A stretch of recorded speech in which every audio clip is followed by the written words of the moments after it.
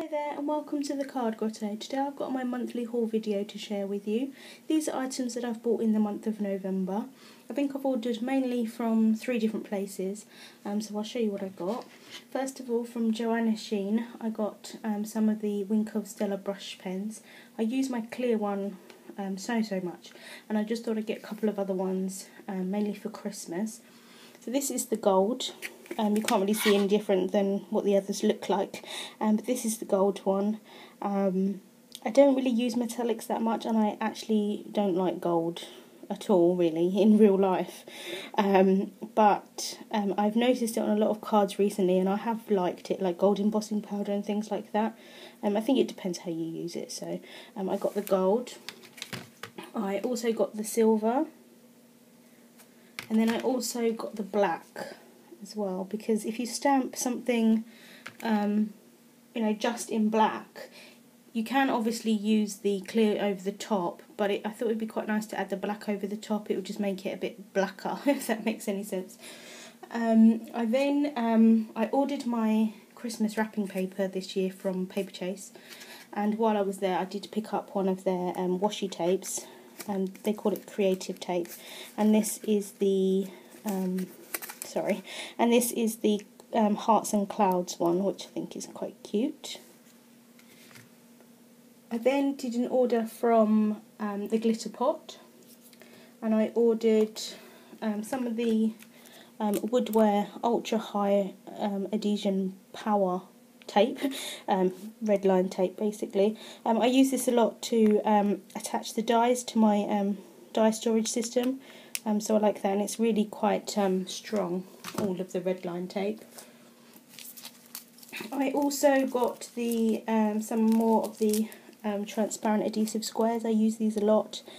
They are now sold out, unfortunately, so I think I ordered them all that was left, but I'm sure they'll get some more in stock soon. I really like those.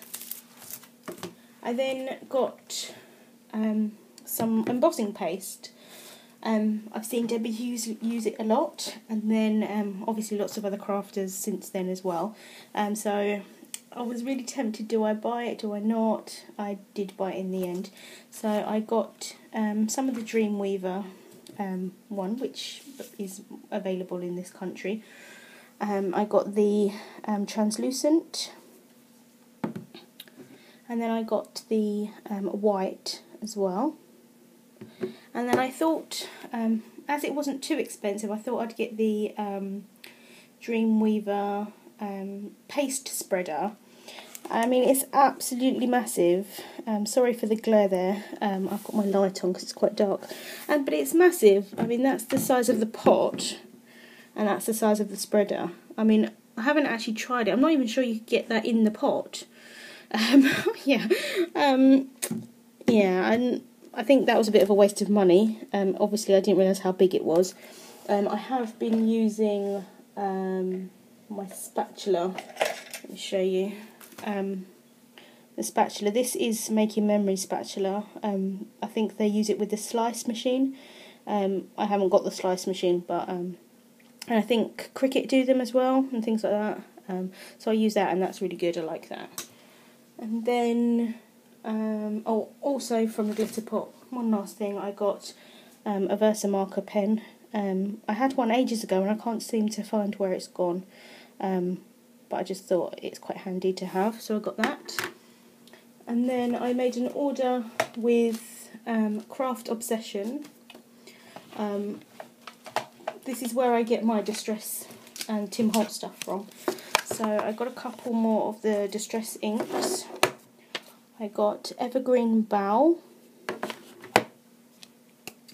I got Festive Berries, and I've used that one already. Quite nice bright red. And then I got the Mowed Lawn. I also got some Ranger Archival ink. I've used the StazOn ink, which is basically the same thing, because I wanted it for to be waterproof to use with watercolour markers and things like that.